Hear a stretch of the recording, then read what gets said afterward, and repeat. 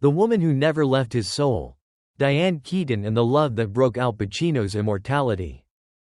At 85, Al Pacino is not merely a man, he is a monument.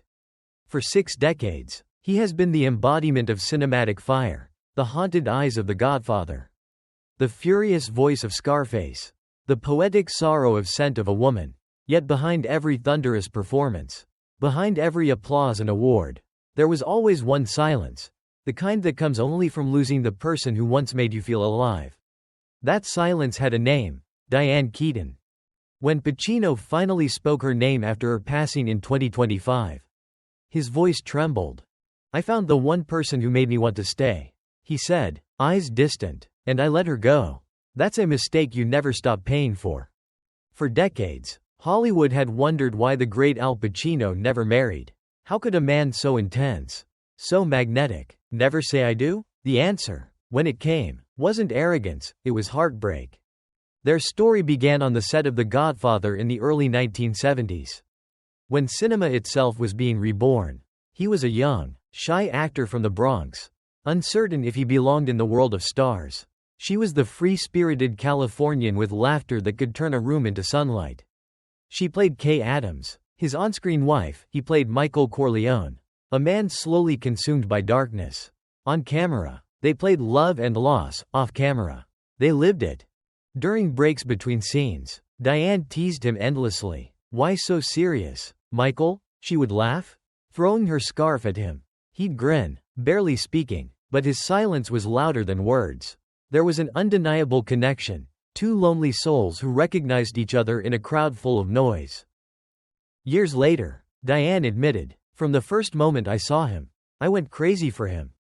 And Pacino, though he never said it aloud, carried the same spark quietly, fiercely, like a secret he didn't trust the world to keep.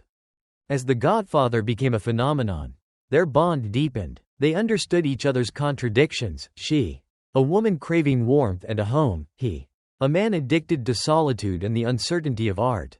Together, they were chaos and calm intertwined. Friends described them as inseparable yet constantly afraid of each other's depth. Diane wanted roots, Pacino wanted wings. By the late 1980s, after years of on and off love, Diane finally asked the question she had been carrying for over a decade. "Al, are you ever going to marry me?" He hesitated. The silence that followed became the end. In 1989, his one moment of weakness, as he would later call it, shattered everything. He became involved with Jan Tarrant, an acting coach, while still unable to let go of Diane. When their daughter, Julie Marie Pacino, was born, Diane walked away for good. That year, the man who could conquer every role on earth lost the only woman who had conquered him. The breakup coincided with the closing of The Godfather Part 3, a poetic symmetry that wasn't lost on either of them.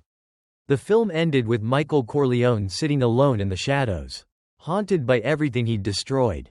In a way, so did Al Pacino. He never stopped watching her films.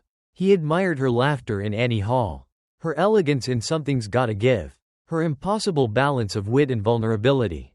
When her name came up in interviews, his tone always softened. "She's extraordinary," he would murmur, before changing the subject. But when Diane Keaton died in October 2025, something in him broke again, only this time, there was no one left to fix it. He didn't attend the funeral, he couldn't. Instead, he sat alone in his dim study surrounded by framed photographs, Diane laughing under bright studio lights, Diane wearing her signature hat, Diane in his arms during a press shoot from 1979. He whispered to one of the photos, almost childlike, "If only I hadn't let you go." The world saw Al Pacino as an immortal, the actor who had everything. But that day, he wasn't a legend, he was just a man, 85 years old, holding onto a ghost he could never stop loving. When he finally appeared in public weeks later, his voice was frail but honest. "I played men who lost everything. But I never had to act it. I just had to remember her." And in that single confession, the myth unraveled. Beneath the awards, beneath the brilliance, was a human truth. Even the greatest among us are haunted not by what they failed to achieve, but by the love they failed to keep. The philosophy of fear. Why Al Pacino could never say yes to love. In the decades that followed Diane's departure, Al Pacino built his life around one rule, a rule that sounded like strength but was born from fear. Love, but don't bind to the world. It was a clever motto, a romantic rebellion, but to Pacino, it was a sentence, one he would spend the rest of his life serving quietly. When people asked him why he never married, he smiled his tired, crooked smile and said, "I never wanted to board the train of pain." Those words, immortalized in his memoir Sonny Boy, were more than philosophy, they were confession. He had seen too much heartbreak, his own and others, and he knew how permanence could turn love into a battlefield. Marriage, to him, was not safety, it was surrender. Long before Diane, there was Jill Clayburgh, his first great love in the late 1960s.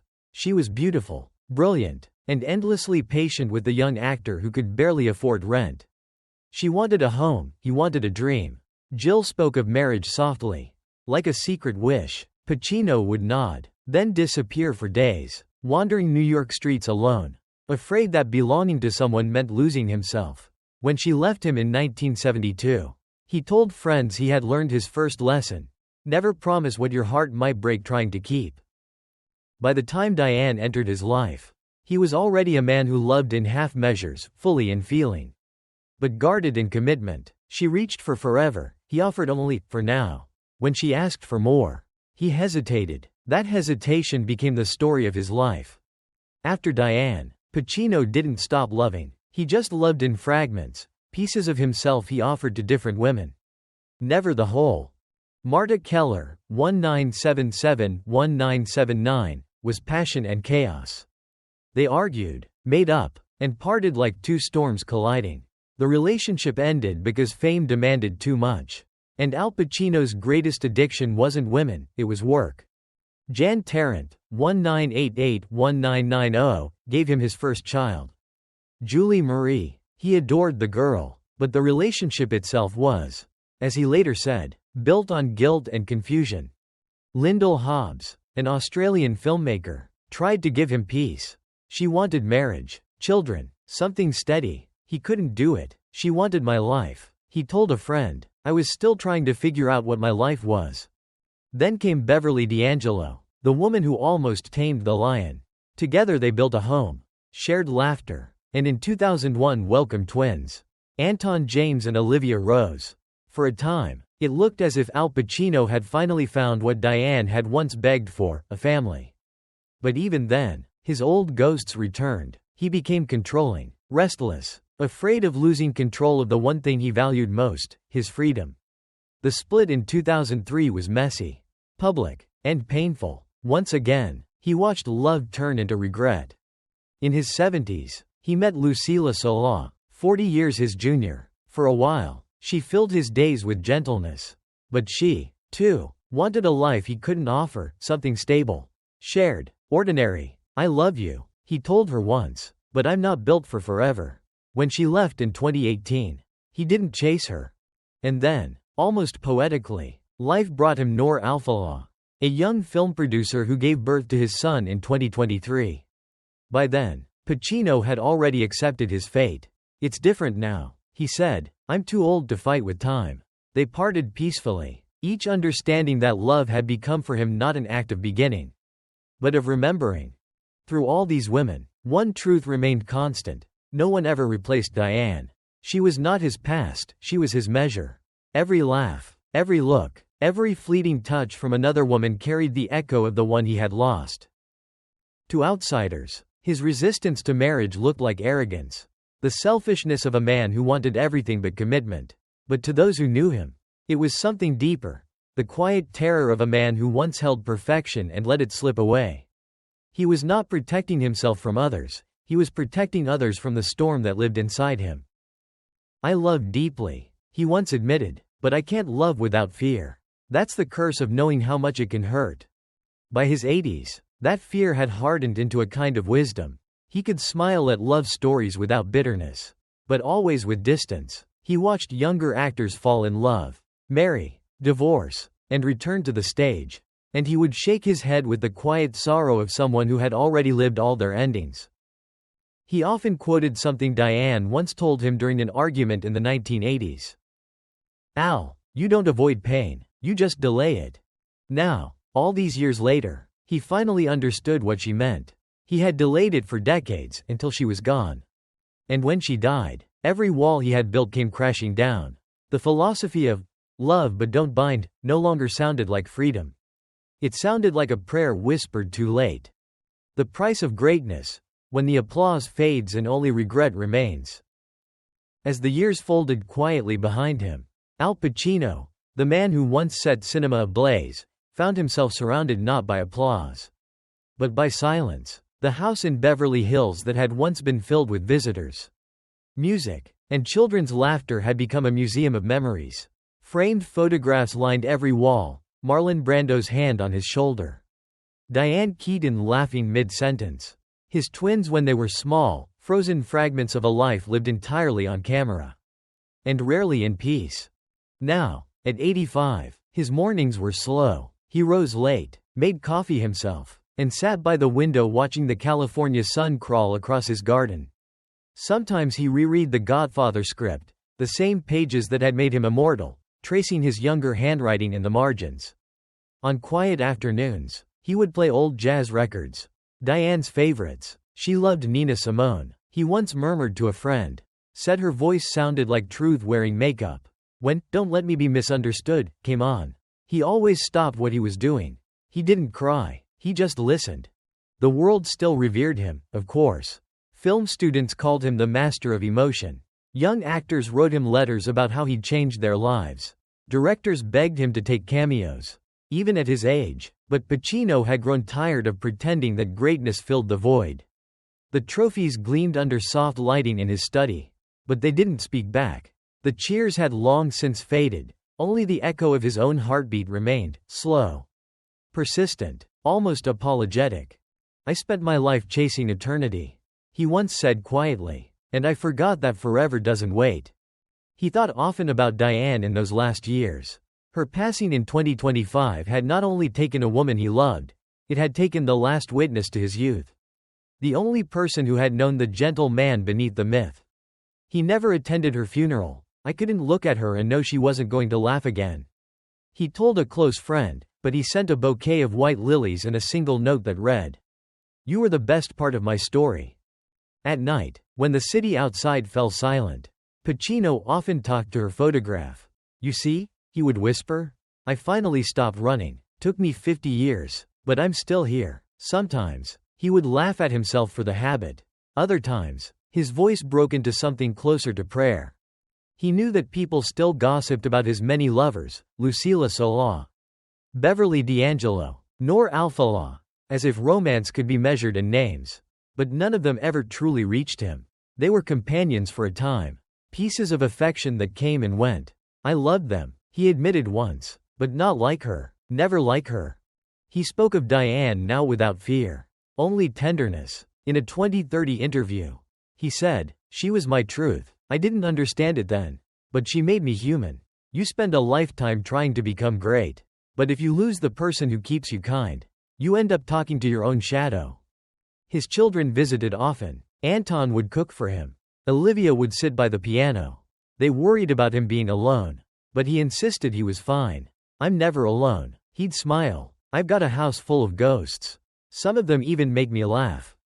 Yet, behind that humor, the loneliness was undeniable. As night settled, he would sit on the terrace with a glass of wine, looking toward the city lights flickering below like dying stars. Sometimes he'd quote lines from his own movies, reciting them softly, as if speaking to his younger self. One of his favorites came from Scent of a Woman. "There is nothing like the sight of an amputated spirit. There is no prosthetic for that." Those words, once just dialogue, had become prophecy. He had lived magnificently, but somewhere along the way, he had amputated the part of himself that dared to believe in forever. In one of his final public appearances, at a Lifetime Achievement event, Pacino took the stage to a standing ovation. The audience expected stories, laughter, reflections on fame. Instead, he paused for a long time, his eyes glistening. "You know," he began, "they always say loneliness is the price of greatness.